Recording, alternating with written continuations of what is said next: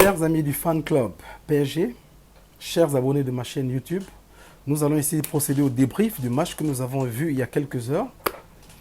La deuxième sortie de notre nouveau coach Pochettino. Nous allons débriefer les deux parties du match. Nous allons noter les joueurs et le jeu, ce que nous avons constaté. Nous allons aussi indiquer quels sont les tops et les flops de la soirée. Mais avant, si tu n'es pas encore abonné, je te prie de bien vouloir t'abonner à ma chaîne, de cliquer sur la cloche de notification et de donner un like pour pouvoir nous encourager à toujours vous apporter des informations.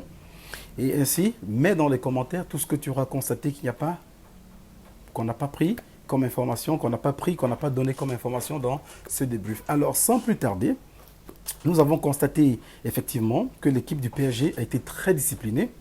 Nous avons vu un autre visage de cette équipe pendant ce match, notamment pendant les 35 premières minutes où l'équipe a su très bien garder le ballon. Nous avons eu le premier but qui a été marqué par l'homme fort du moment, Moïse Kean, à la 16e minute. Et après la 35e minute, nous avons vu une équipe de Brest qui est revenue en toute puissance, qui a su donner des sueurs froides à notre défense. Il y a beaucoup de contre-attaques qui ont été effectuées par l'équipe brestoise qui était vraiment en place et qui distribuait très bien le ballon. À la deuxième mi-temps, on revient à la deuxième mi-temps maintenant avec un peu la même configuration dans le match. Nous avons l'équipe du PSG qui semblait être émoussée, physiquement atteint. Et tout le monde sait pourquoi, parce que le PSG est très sollicité, beaucoup de matchs joués, les joueurs ne se reposent quasiment pas. Donc cela pourrait aussi justifier la raison pour laquelle la fatigue s'installe la plupart du temps. En deuxième mi-temps, nous avons aussi vu contre le match, pendant le match contre Saint-Etienne, pendant la deuxième mi-temps, les joueurs étaient concrètement très bien fatigués. Alors en deuxième mi-temps, nous avons les entrées qui ont donné un peu de boost à l'équipe, notamment avec Sarabia qui entre à la place de Gueye qui s'est blessé à la 56e minute du jeu. Et nous avons eu l'entrée de Icardi à la 83e minute, et notamment avec les entrées de Draxler aussi, qui ont donné un certain équilibre à l'équipe. Nous avons constaté que les buts qui ont été marqués, c'était des buts de classe, parce qu'on peut critiquer l'équipe tant qu'on veut, mais ils ont marqué des buts avec beaucoup de classe, ce que nous avons beaucoup apprécié. Alors je peux vous assurer que j'ai sauté de mon siège parce que je ne voyais pas cette équipe en train de mettre 3 buts, bien que dans le commentaire, j'avais bien pronostiqué 3 buts contre 1 pour notre équipe, le PSG. Mais je n'y croyais pas beaucoup parce que l'équipe étant très fatiguée, ce que nous avons pu constater lors du dernier match. Alors, pour ce qui concerne la notation, alors, dans les buts, nous avions un Navas, toujours comme d'habitude, impérial. Nous avons donné 8 sur 10 parce qu'il a dû sauver au moins 2 buts très sûrs de l'équipe brestoise.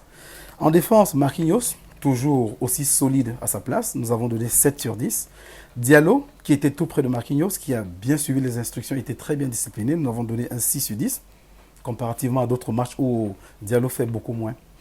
Et par contre, Bakker et Dagba, qui pour moi, jusqu'à présent, je peux toujours dire, ces deux n'ont pas le niveau de l'équipe du PSG. Et ils récoltent alors 4 sur 10 chacun. Au milieu de terrain, nous avons Verratti, dans son nouveau rôle que nous apprécions beaucoup, un distributeur. Il distribue les balles, ça va de gauche à droite, il donne le ballon à gauche, il donne le ballon à droite. Je pense que ce rôle lui convient très bien. Mais comme tout le monde le dit, il faudra que Verratti essaye de revoir dans l'hygiène de vie pour pouvoir tenir beaucoup plus longtemps dans les matchs.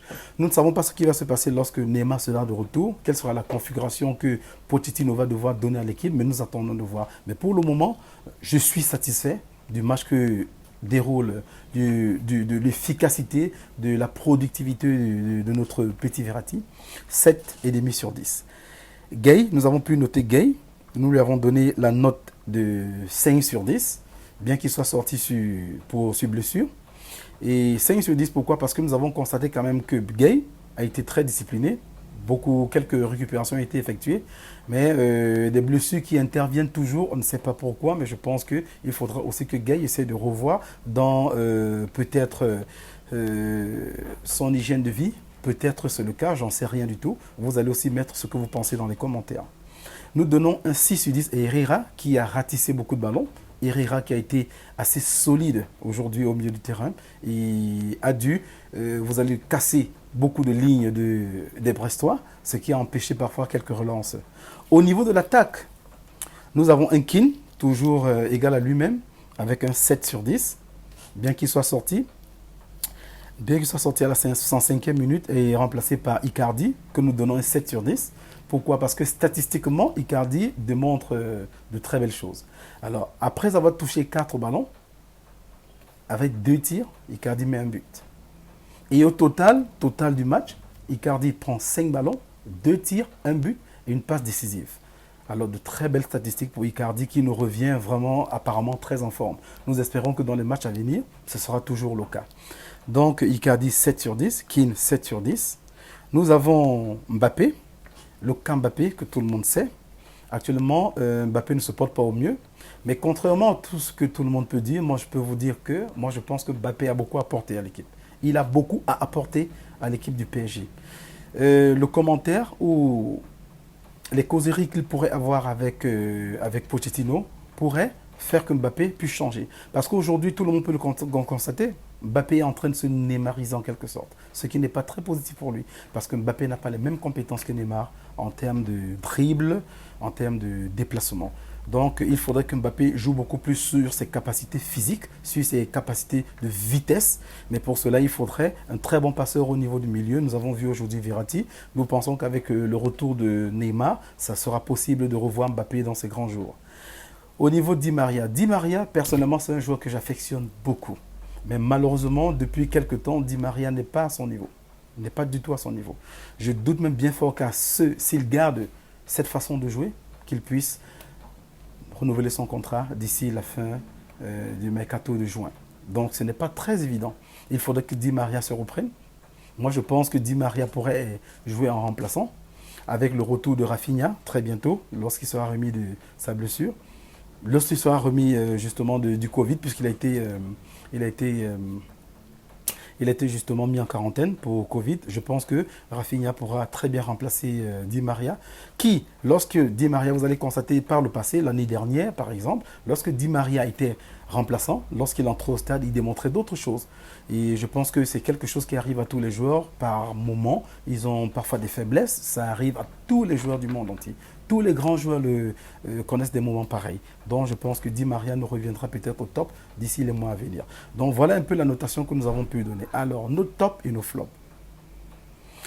Les 3 tops de la soirée, notamment comme vous avez pu le constater dans la notation, nous avons Navas, Icardi et Verratti. Et comme flop, évidemment, comme vous pouvez l'imaginer, nous avons Bakker, nous avons Dagba et nous avons Di Maria.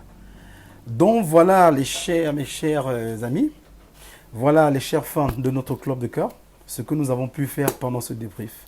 Pour ceux qui sont pas encore abonnés, je vous prie de bien vouloir vous abonner à ma chaîne. Pour ceux qui n'ont pas encore commenté, je vous prie de mettre vos commentaires afin que nous puissions améliorer la qualité de ce que nous produisons pour vous donner des informations. Pour cela, je vous dis ciao et à très bientôt. Nous savons que mercredi, nous avons le trophée des champions où le PSG va jouer contre l'Olympique de Marseille. Et le match aura lieu à Lens. Et nous espérons que nous aurons un PSG des grands jours. Allez PSG, merci, abonne-toi, ciao.